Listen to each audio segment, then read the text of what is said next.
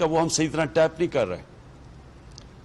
تو جب یہ رضا پریزیڈنٹ اس کے گورنر بنے اسٹیٹ بینک کے, تو تب سے میری ان سے تھی کہ ہم کیسے ہم ریمیٹنسز کو انکریز کیا جائے. تو یہ جو ایک انہوں نے اس کے اوپر زور دیا اور یہ جو پش کیا روشن ڈیجیٹل اکاؤنٹ کا, ماشاءاللہ اس کا جو رزلٹ آیا ہے یہ ہم کوئی بھی اس وقت ایکسپیکٹ نہیں کر رہے تھے, لیکن اس نے انکریج کیا کہ ہم اور بہت پروڈکٹس دے سکتے ہیں اوورسیز پاکستانیز کو, کیونکہ دنیا بڑی تیزی سے جو ٹیکنالوجی ہے وہ اتنی تیزی سے ایڈوانس کر رہی ہے کہ جو پہلے ہمارے پاس تھے ہتھیار تھے وہ پہلے نہیں تھے. آج ہمارے پاس وہ پروڈکٹس ہیں جو پہلے نہیں تھے. تو اس لیے میں یہ چاہوں گا کہ کانسٹنٹلی اور آپ کا بھی رضا انٹریکشن رہے اوورسیز پاکستانی سے, بلکہ آپ کے آئی ہوپ آپ کا ایک اسپیشل پورٹل بناؤ جو آپ کمیونیکیٹ کریں, کیونکہ آپ کو فیڈ بیک ملتی رہے گی کہ کیسے ہم 90 لاکھ اوورسیز پاکستانیز ہیں, ہم کیسے ان کو اپنے ملک کے لیے وہ جو اتنا بڑا جو پوٹینشیل ہے وہ کیسے اس کا پورا کر سکتے ہیں.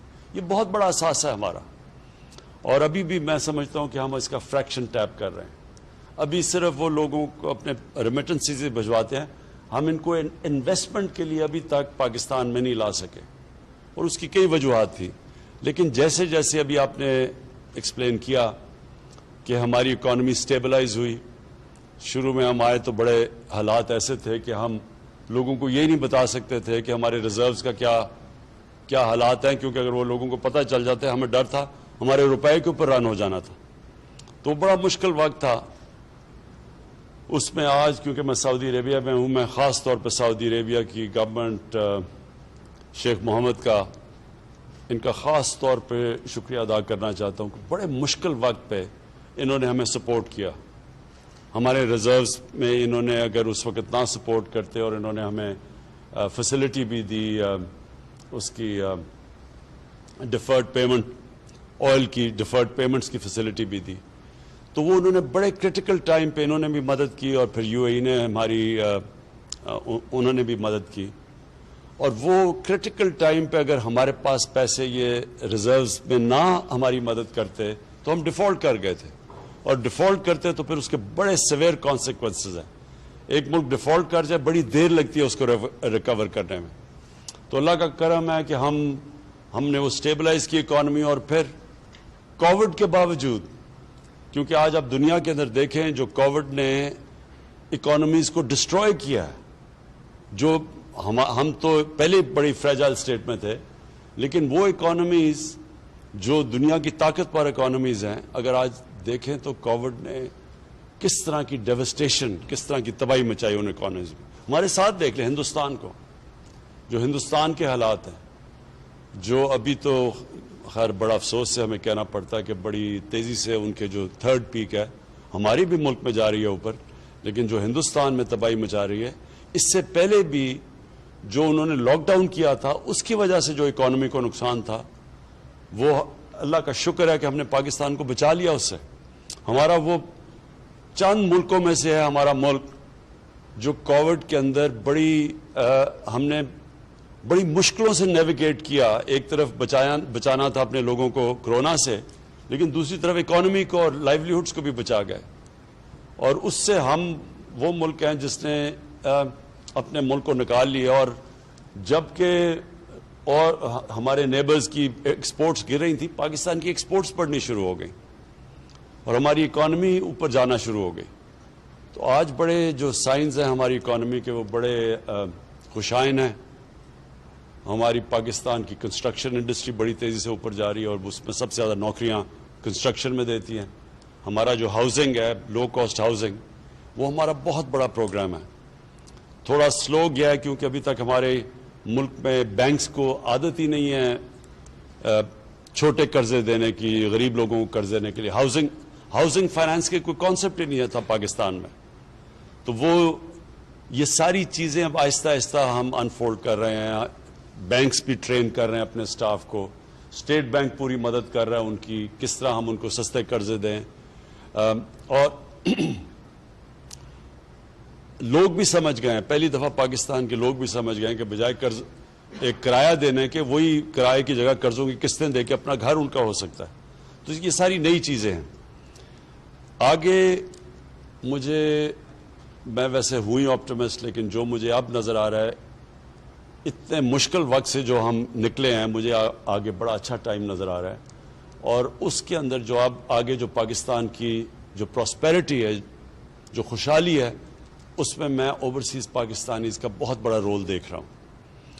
اور میں اس لیے کہا کہ چاہیے تو تھا کہ میں آپ سے اور تھوڑے ذرا لمبا انٹریکشن کرتا, جو آج میں نہیں کر سکتا, لیکن میں نے جنرل بدال آپ کو اور پھر آپ کو رضا اپنے ویب سائٹ کے ذریعے, انٹریکٹیو ویب سائٹ کے ذریعے, آپ پلیز, آپ کو زبردست فیڈ بیک آئے گی.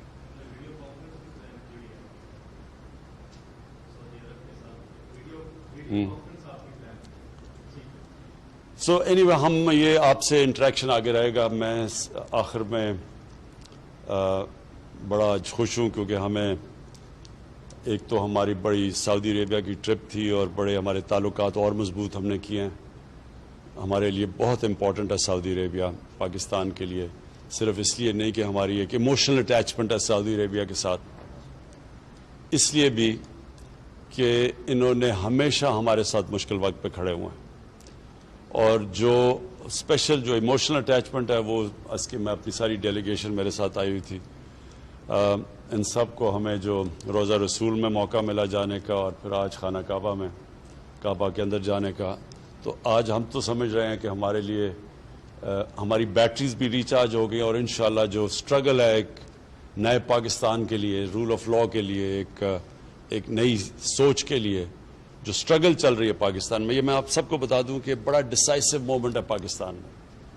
ایک طرف پرانا سٹیٹس کو بیٹھا ہوا ہے, مافیاز بیٹھے ہوئے ہیں جو پرانے نظام کو بچانے کی پوری کوشش کر رہے ہیں, اور دوسری طرف میرے ساتھ سارا پاکستان کی عوام ہے جو کہ ایک تبدیلی کی طرف, رول آف لا کی طرف لے کے جا رہے ہیں. یہ اصل میں سٹرگل ہے رول آف لا کی.